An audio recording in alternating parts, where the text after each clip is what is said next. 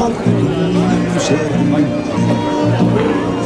pistoda alati ööd, või peitu ennast proovista põues, nii on langenud.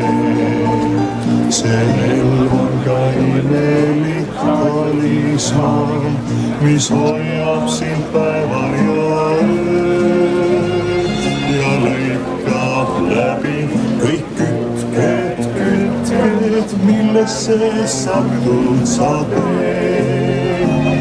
Ta jätab terveks vaid kütked, mis hoidas teda sinu ööd. Need kütked läbi tema ei lõika, sest nii on hinnang